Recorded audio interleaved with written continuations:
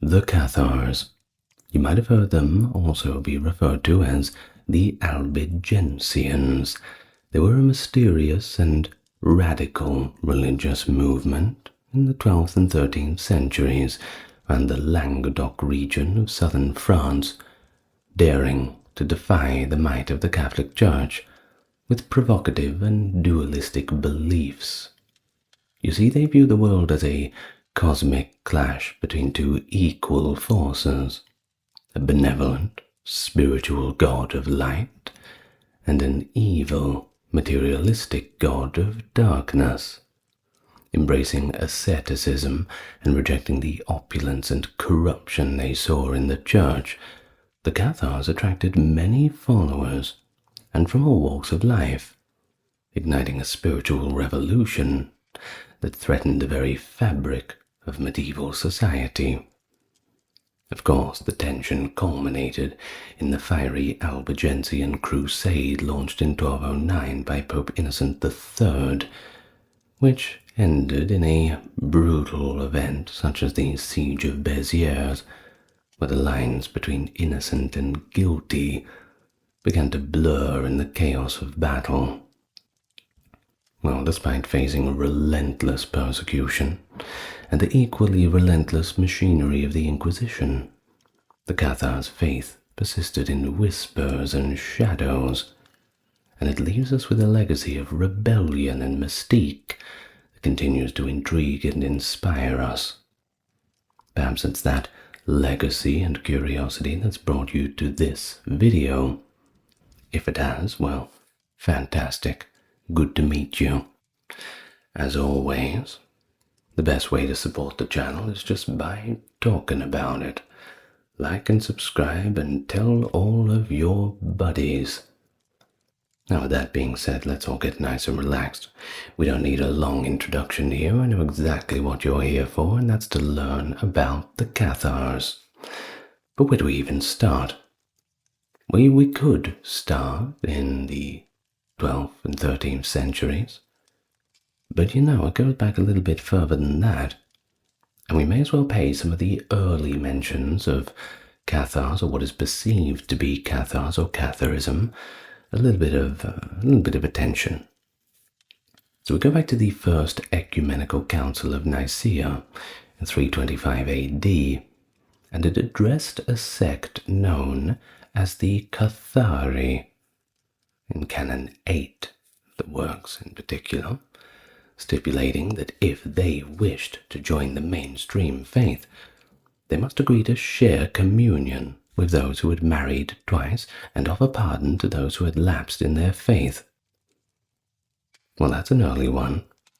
Now, centuries later, in the 8th century, John Damascene mentioned a group called the Cathari in his work on heresies, noting their rejection of second marriages and the possibility of penance after baptism.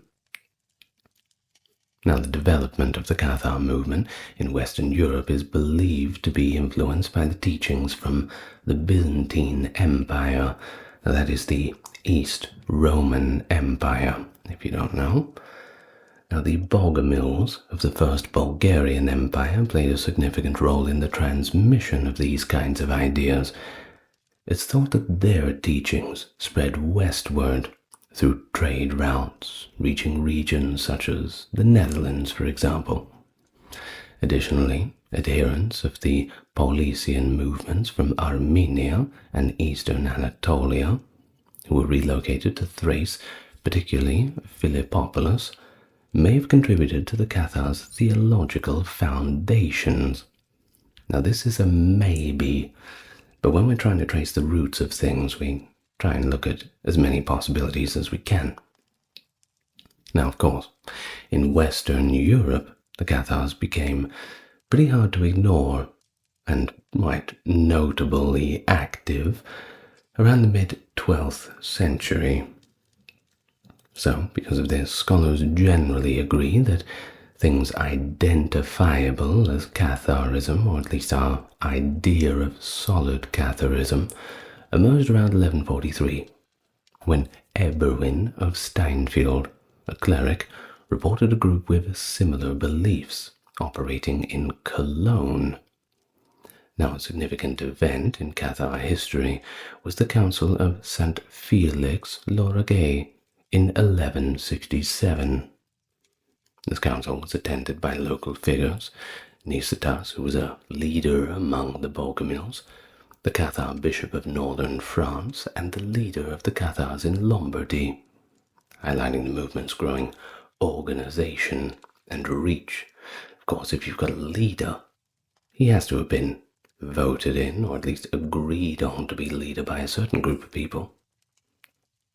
So, the Cathars began to found substantial success in regions like the Languedoc in southern France and northern Italian cities during the mid to late 12th century, an influence that was particularly strong in the Rhineland cities of Cologne and in northern France.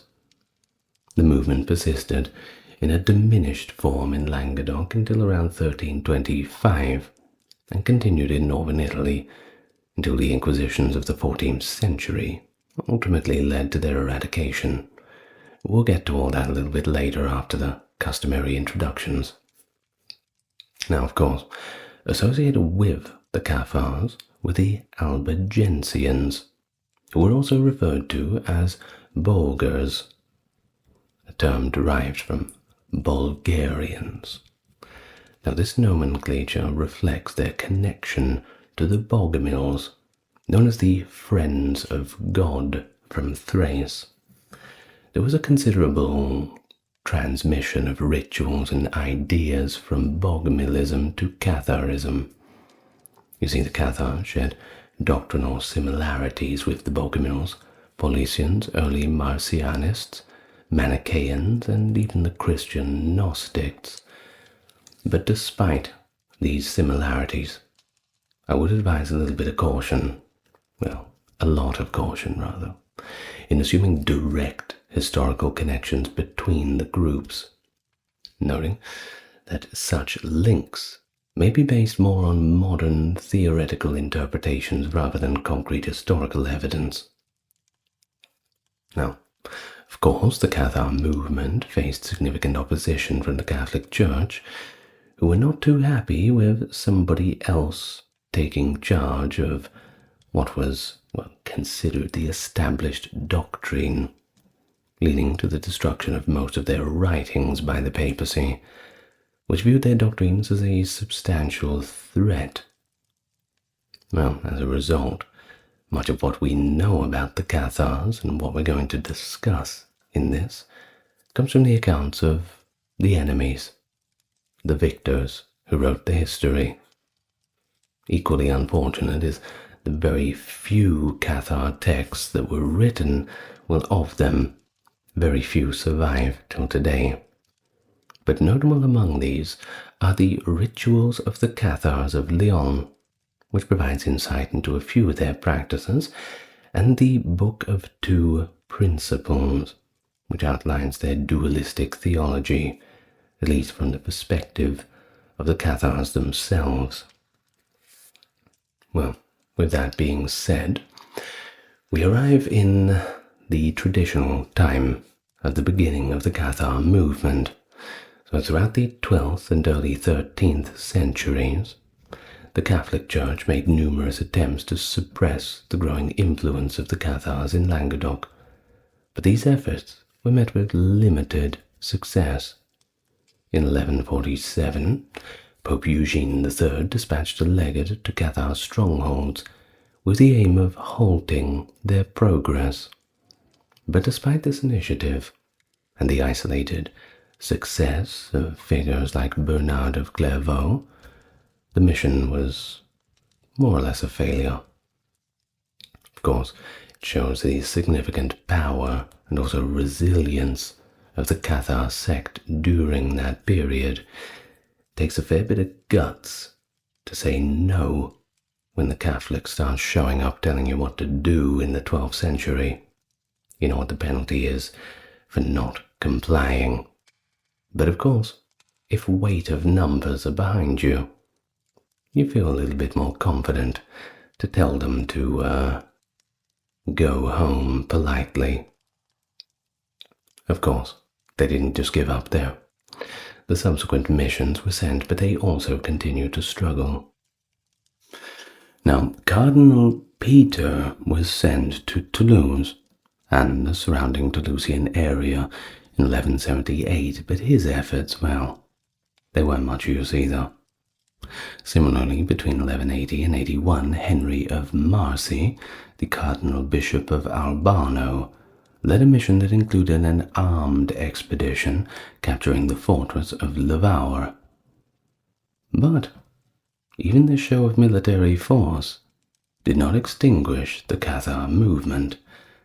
They were only growing stronger. Well, church councils were called, meetings were had, and they attempted to address the issue. Decisions made at the Council of Tours in 1163 and the Third Council of Lateran in 79 aimed to curb Catharism, but once again all with minimal effects. Recognizing the inadequacy of these measures, Pope Innocent III, upon sending to the papacy in 1198, was determined to confront the Cathars more effectively. Initially, Innocent III pursued a strategy of peaceful conversion, as peaceful as you can get. Well, he sent several legates to Cathar regions, but they had faced all their own different challenges. Not only did they have to contend with the Cathars and their noble protectors, but they also encountered resistance from local bishops who resented the authority granted to papal envoys. The local populace's respect for the Cathars further complicated these efforts. They'd rather be in with them than they would the Catholic Church. In response to the bishop's opposition, Innocent III took decisive action. In 1204, he suspended several bishops in Occitania, and in 1205, he appointed Folquet, a dynamic former troubadour, as the new Bishop of Toulouse. Now, the drive for conversion intensified in 1206 in particular, when Diego of Osma and his canon, the future St. Dominic, initiated a concerted program in the Languedoc region. This initiative included public debates between Catholic representatives and Cathar leaders held in towns such as Pamiers and Montreal. These debates were part of this broader effort to hit the Cathars from all different sides, ideologically, spiritually, physically, if needed, every way they could to bring the machine down. Now, as for St. Dominic, this wasn't the first time he had encountered Cathars. In fact, he was on a mission to Languedoc in 1203, and he already had plenty of run-ins with them at that time. Engaging in discussions with them, he realized that only preachers who exemplified genuine sanctity, humility, asceticism, could hope to convert dedicated Cathar followers. He observed that the institutional church often lacked these spiritual qualities, which diminished its effectiveness in countering the teachings of Catharism. Now, motivated by this insight, Dominic later founded the Dominican order in 1216. I'm sure you've heard of that. Well, I did a video on that maybe 4 months ago, 5 months ago. Wow, time flies when you're having fun. Now, the Dominican order was established with the aim of embodying the virtues that he deemed essential for successful preaching. Dominic encapsulated this mission with his assertion: zeal must be met by zeal, humility by humility, false sanctity by real sanctity, preaching falsehood by preaching truth. Despite all the efforts, even Dominic couldn't nudge the Cathars out of their beliefs. He only met with modest success. Maybe a few converts here and there. Certainly not what he was expecting. All in all, a wasted trip. Of course, the Catholics were getting a little bit impatient. Of course, the 12th century church is not known for its patience. So in January 1208, they sent Pierre de Castelnau, a papal legate known for excommunicating noblemen who protected the Cathars, but he was murdered after excommunicating Raymond VI, the Count of Toulouse. And when somebody gets murdered, that's a marked escalation in negotiations, I think.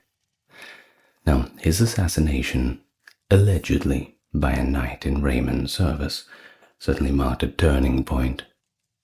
Pope Innocent responded by ordering a crusade against the Cathars and appealing to King Philip II of France for intervention. Now, although Philip II did not lead the crusade himself, he permitted northern French barons like Simon de Montfort and Bouchard de Marly to participate. The ensuing conflict, known as the Albigensian Crusade, lasted for 20 years and pitted northern French nobles against those of the Languedoc. The crusade was fueled in part by a papal decree allowing the confiscation of lands owned by Cathars and their supporters, which of course attracted a lot of nobles who were eager to acquire new territories. Pretty much an annexation. Well, the first major target was the lands of the Transaville family, lords of Carcassonne, Béziers, Albi, and Razay. Without a strong regional coalition, the crusading army captured Carcassonne and imprisoned Raymond Roger Transvaal, who died in captivity. Simon de Montfort was granted the Transvaal lands, inciting the enmity of Peter II of Aragon, who up to this point had remained neutral. And so Simon de Montfort spent the following years consolidating his gains, facing desertions from local lords and attempting to expand his domain. His forces were bolstered by reinforcements from northern France and Germany that seemed to just keep on coming, and his most significant victory came in 1213 at the Battle of Muret, where his smaller cavalry force defeated the larger allied armies of Raymond of Toulouse and Peter II of Aragon, resulting in Peter's death and diminishing Aragonese influence in the region. In 1214, Philip II's victory at the Battle of Bouvines ended the Anglo-French War and allowed him to focus more on the Cathars. Now, the victory also prevented the Anglo-German setback that could have undermined the crusade. Who knows what it would have ended up like if Catharism had become a big thing. It could have been as big as Lutheranism even, or as big as Protestantism, any of the other denominations. Perhaps there's a, what are they called? Multiple universe? Parallel universe, that's what I'm talking about. Perhaps there's a parallel universe where there aren't any Catholic churches, and there's just Cathar churches everywhere. Perhaps so. Well, full royal intervention also came in 1226, when Louis VIII led a substantial force into southeastern France, which only intensified the efforts against the Cathars. Now, under the dual command, both spiritually and militarily, of the papal legate Arnaud Almery, abbot of Citeaux, the Crusader army launched its campaign against the Cathars. The first major engagement occurred on the 22nd of July, 1209, with the siege of Béziers. Despite being offered safe passage, many Catholic inhabitants chose to remain in the city and even fight alongside the Cathars, rather than simply leave unharmed. In 1209, the Cathars mounted a defense against the Crusaders. An attempted sortie by the Béziers forces was swiftly defeated, however, leading the Crusaders to chase them back through the city gates. According to accounts, when asked how to distinguish Cathars from Catholics within the city, Arnaud Amaury allegedly replied, "Just kill them all. The Lord will recognize his own." A statement recalled by fellow Cistercian Caesarius of Heisterbach 30 years later. Well, of course, the aftermath was devastating. The doors of the Church of St. Mary Magdalene were broken down. Refugees seeking sanctuary were then dragged out and dealt with in the most violent of manners. Reports indicate that at least 7,000 men, women, and children perished under the arm of the Catholic forces within the church. Now that's blasphemy, if I've ever seen it. Now, elsewhere in Béziers, thousands more were subjected to torture and met their ends. They faced horrific fates. Some were blinded, others were dragged behind horses, and some were used for target practice. The city was ultimately razed by fire. In a letter to Pope Innocent III, Arnaud Amaury wrote, "Today, Your Holiness, 20,000 heretics were put to the sword, regardless of rank, age, or sex." Although Béziers' permanent population was probably no more than 5,000 at the time, the influx of local refugees seeking shelter could have increased the number to around 20,000. One of those tragedies that no one really talks about. Well, except for me, I suppose. Well, there's probably a bunch of videos on it. You can't give me all the credit. I'm not the first one to talk about the Cathars. Well, following this massacre at Béziers, the Crusaders achieved success in the siege of Carcassonne. Later in 1209, Simon de Montfort was appointed leader of the Crusader army after this victory. Prominent opponents included Raymond Roger Transvaal, Viscount of Carcassonne, and his feudal overlord Peter II of Aragon, who held territories and had numerous vassals in the region. But you see, Peter II, he died fighting against the Crusade on the 12th of September 1213 at the Battle of Muret. Simon de Montfort was also killed on 25th of June 1218 after maintaining a 9-month siege of Toulouse. The official conflict concluded with the Treaty of Paris in 1229. This agreement resulted in the King of France dispossessing the House of Toulouse and most of its fiefs and stripping the Transvaal family of their holdings, bad luck for them, effectively ending the independence of the princes of the Languedoc. Now, despite the widespread massacres during the war, they couldn't entirely extinguish Catharism, and the Catholic forces continued to pursue remaining adherents. You see, back in 1215, some 14 years earlier, the bishops of the Catholic Church convened at the Fourth Council of the Lateran under Pope Innocent III, where combating the Cathar heresy was pretty much at the top of the list of the agenda items.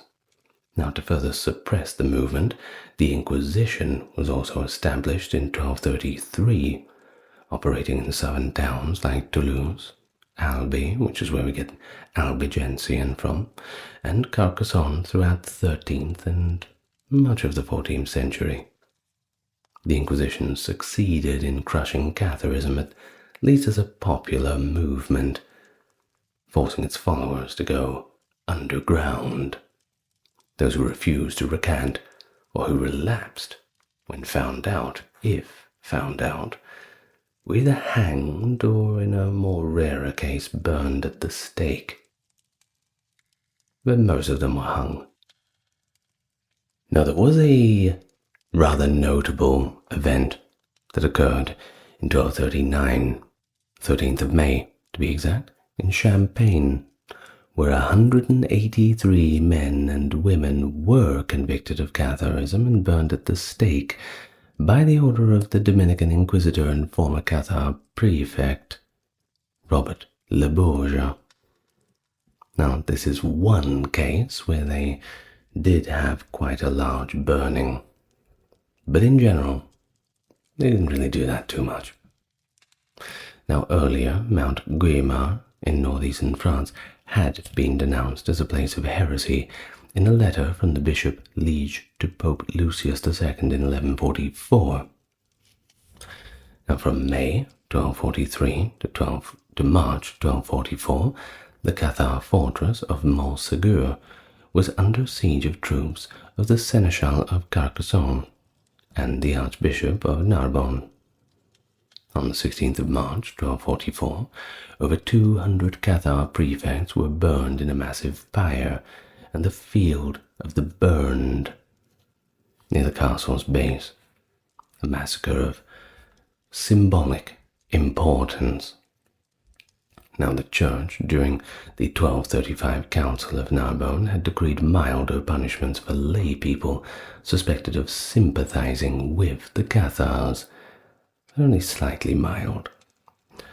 Now, the persistent yet unverified legend suggests that a small group of Cathar perfects escaped from Montségur before the massacre, allegedly carrying with them the Cathar treasure. Speculation about this treasure is pretty, well, it varies quite widely. Some people say it's some sacred Gnostic texts. Others say it's a bunch of gold and treasure. And even some who say that they actually got their hands on the Holy Grail. Now, that's a treasure you certainly have to escape with. Now, it's important to say that the Inquisition, while they did do these big events to put the, well, lack of better words, the fear of God into people, they couldn't really hang or burn everybody. That's just not practical. They'd rather have people repent and just come back to the more, well, can't really say orthodox, but the more proper way of worshipping God in the Catholic opinion. Now, as the Inquisition intensified its efforts, noble support began to wane, and the Cathars became increasingly as scattered fugitives, meeting secretly in forests and mountainous areas. Later insurrections emerged under leaders like Roger Bernard II, Aymeri III of Narbonne, and Bernard de Lisieux, a Franciscan friar who was later prosecuted for his involvement with a different heretical movement, the Spiritual Franciscans. That was in the early 14th century. And you see, by that time, the Inquisition had grown, well, exceedingly powerful, summoning many suspected Cathars to appear before its tribunals. Around this time was the golden age for the Inquisition, I suppose, before all those witch hunts happened, which were kind of different. Well, there's a distinction we make between inquisitors and witch hunters, that's for sure. Now, detailed records of these proceedings with the Cathars that were summoned before the tribunals are found in registers of inquisitors such as Bernard of Gaulle, Jean de Saint-Pierre, and Geoffrey d'Ably. It was noted that the perfects rarely recanted their beliefs, and hundreds of them were executed. Repentant lay believers faced punishment, but they were spared execution, as long as they didn't relapse. Those who recanted were required to sew yellow crosses onto their outer garments and live separately from other Catholics, at least for a period of time. There was a kind of statute of limitations. After they thought they'd learned their lesson, perhaps they could enter what was deemed to be normal society. And so, after enduring decades of relentless persecution, including harassment, forced conversions, and systematic destruction of their religious texts, the Cathar sect became depleted, and no one was really talking about it anymore. The significant blow occurred in April 1310 when Pierre Autier, a leader of a Catholic resurgent in the Pyrenean foothills, was captured and executed in Toulouse. The last chance gone. By the autumn of 1321, the last known Cathar perfect in the Languedoc region, Guillaume Bellibaste, was also executed. 9 years later, following 1330, Inquisition records indicate a sharp decline in proceedings against Cathars, which suggests that the movement had been effectively suppressed. Well, what sets a Cathar apart from the rest? Before we go, we'll talk a little bit about the Cathar beliefs and the practices, try and understand the differences in theology and the way they were. Now, in terms of Gnostic cosmology, a fundamental belief was the existence of two distinct creator deities. One deity, responsible for the spiritual realm, was depicted in the New Testament, while the other, known as the demiurge, or the Rex Mundi, the king of the world, created the physical universe as described in the Old Testament. And he was identified as the god of Judaism. Okay, so we got the Old Testament god and the New Testament god. You see how this is going a little bit away from the traditional Catholic beliefs. Now, within some Gnostic traditions, and that includes Catharism, this duality was interpreted as an ongoing conflict between the forces of good and evil. And this is something that goes all the way back to the old times. Think of Zoroastrianism. You talk about Ahura Mazda being the, good guy, if we're going to put it that way, and Angra Mainyu being the bad guy. And the good guy and the bad guy are constantly in this battle for the world, for the hearts and the souls of the people. The more good deeds you do, the more good happens in the world, and the strength of the good God prevails over the evil one. At least that's my quick 30-second explanation of the basics of Zoroastrian belief. But this translates into a lot of later traditions, and a lot of Gnostic stuff pretty much comes down to this sort of dynamic as well. Now, onto this demiurge, that Rex Mundi, king of the world. He was sometimes equated with Satan, or at least considered to be the father of Satan, or a creator, a seducer, though such views were not universally accepted. Now, influenced by their Bogomil predecessors, certain Cathar communities adopted a mitigated dualism, believing that Satan had once served the true God before rebelling. Over time, however, others, and that possibly the majority of them, embraced an absolute dualism, as detailed in the Book of the Two Principles, viewing the two gods as twin entities of equal power and equal significance. Now, this Rex Mundi, as the creator of the material world, was thought to have fashioned all visible matter, including the human body, which was considered inherently sinful. According to Cathar teachings, humans were originally angels that had been seduced by Satan prior to a celestial conflict, resulting in their entrapment in the material world that was created by Rex Mundi.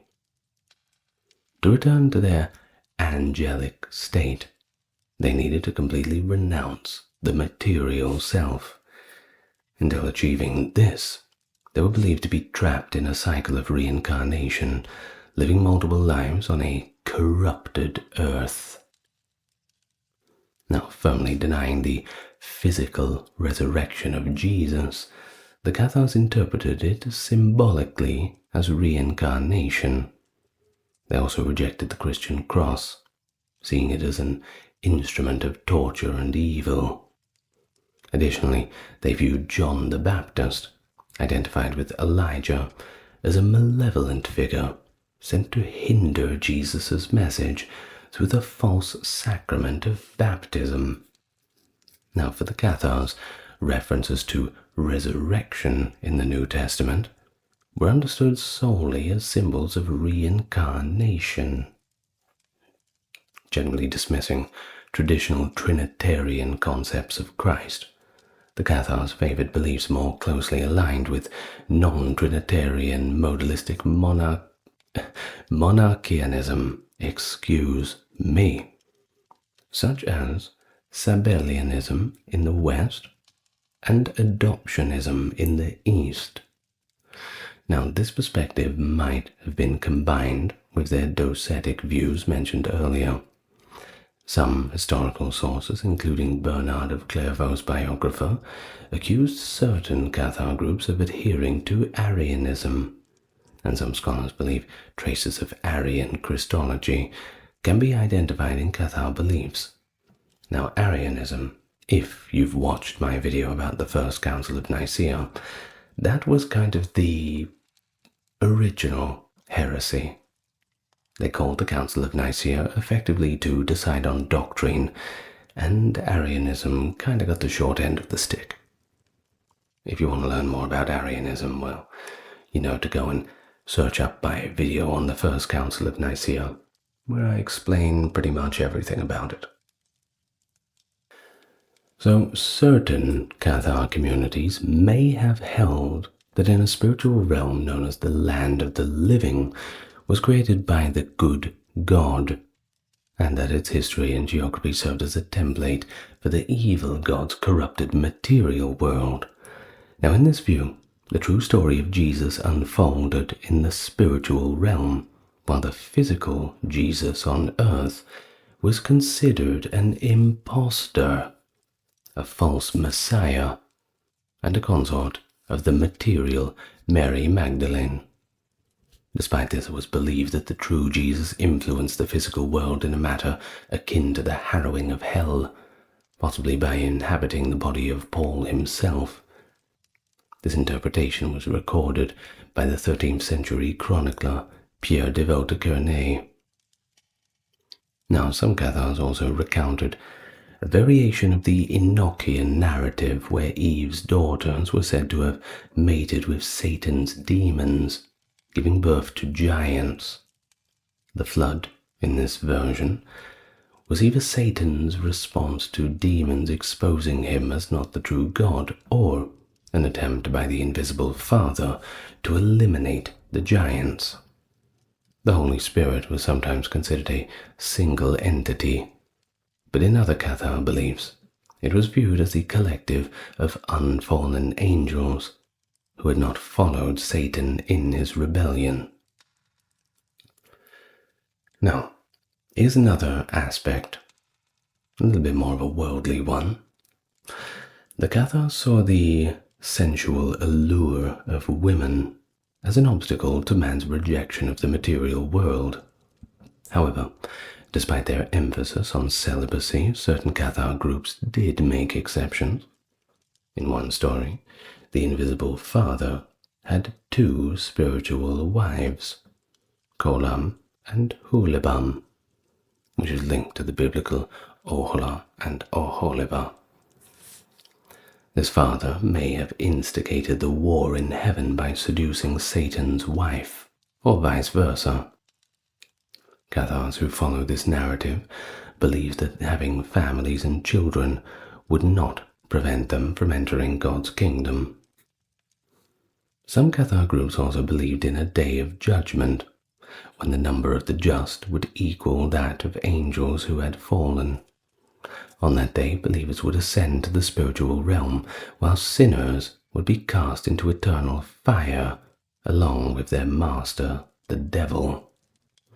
They adhered to a pescatarian diet too, avoiding cheese, eggs, meat, and milk, as they were considered byproducts of sexual reproduction, and animals were believed to house reincarnated souls, and the killing of animals was forbidden, except for fish, which were thought to arise through spontaneous generation.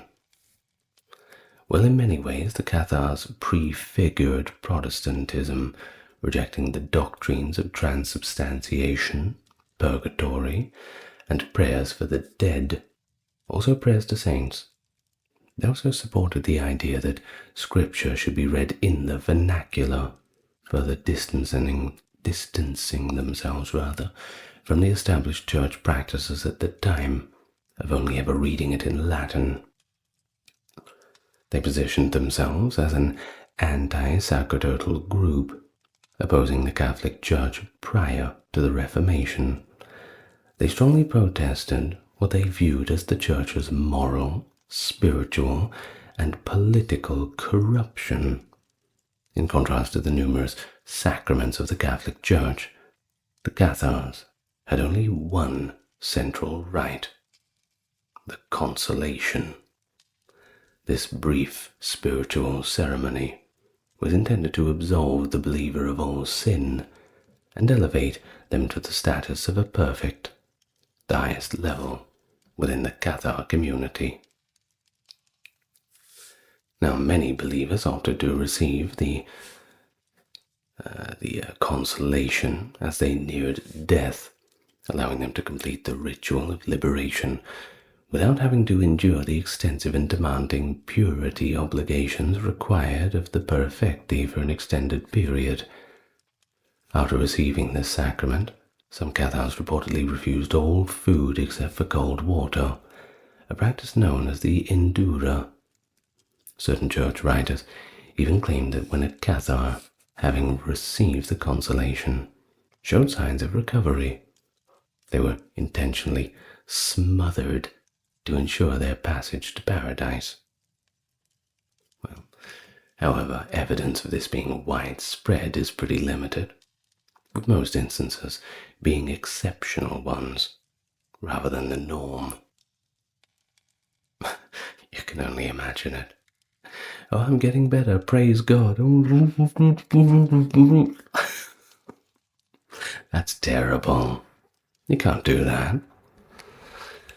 Well, speaking of sacraments, too, they also rejected the Eucharist, as they didn't believe that it could truly represent the body of Christ. They also refused the practice of baptism by water, which is, of course, a big deal in Catholicism.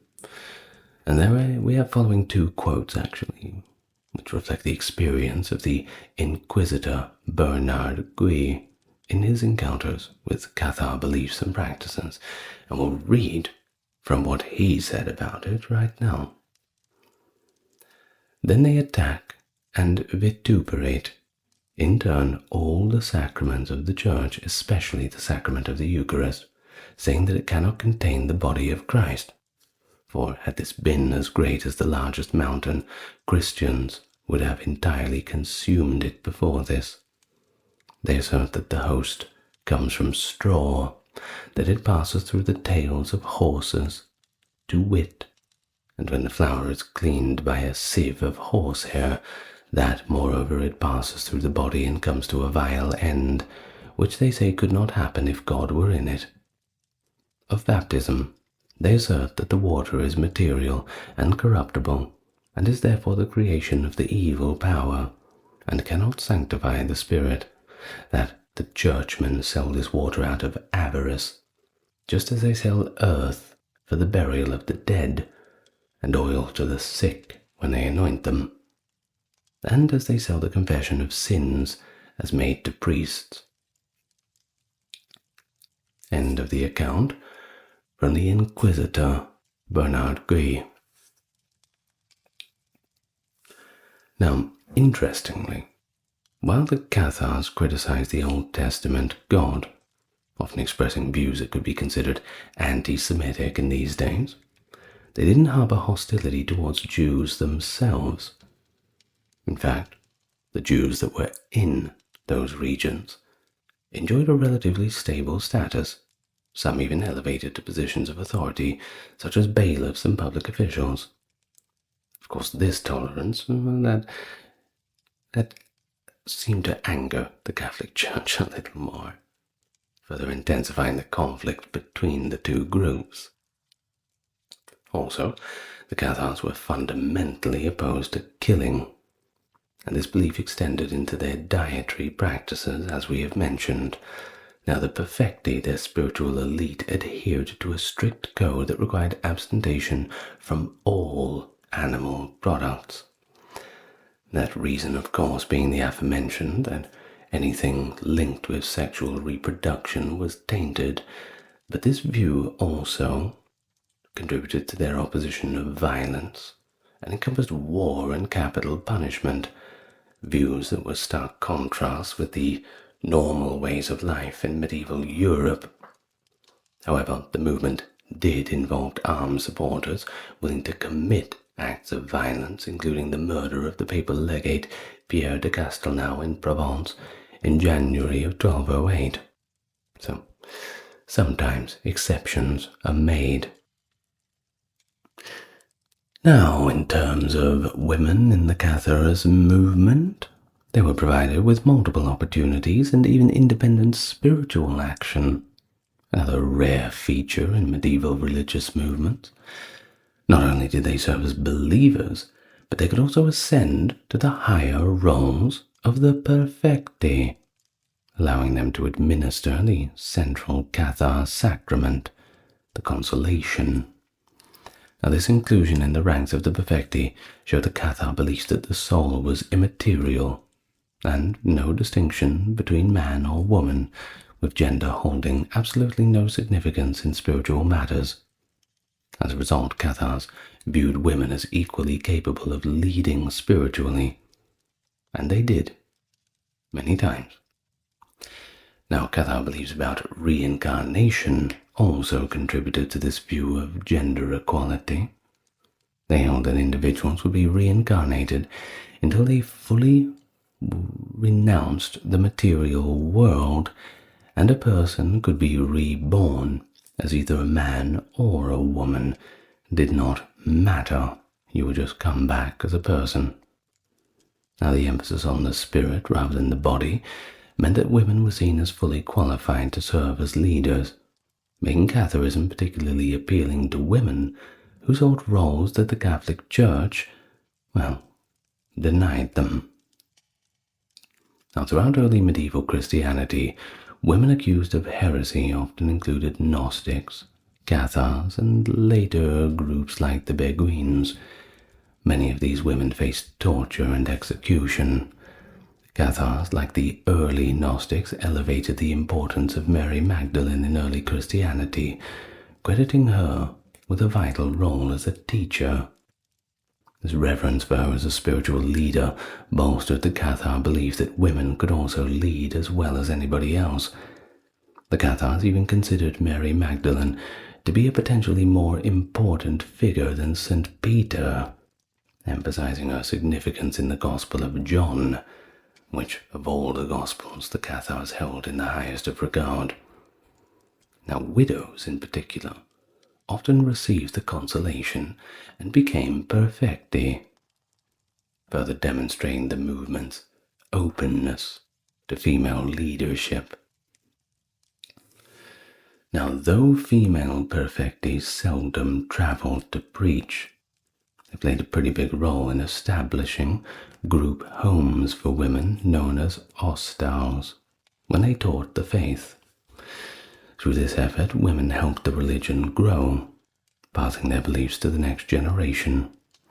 In these homes, children were raised in the Cathar faith, creating a foundation for future growth.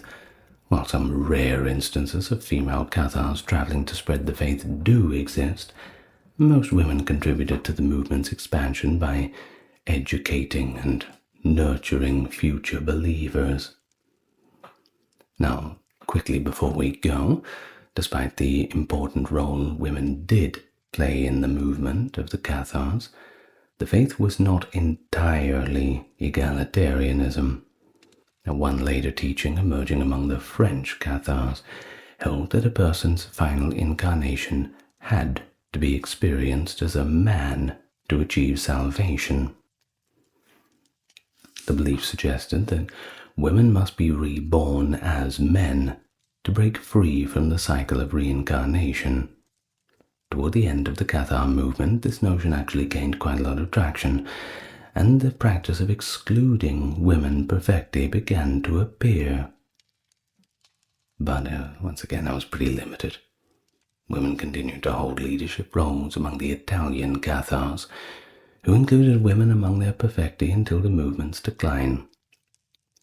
I mean, if you're not going to break that cycle of reincarnation, well, you may as well just party it up as a woman, right? Go have a steak or something. Do something that a Cathar is not meant to do. All right, well, I hope you enjoyed that. Talking about the Cathars. Interesting.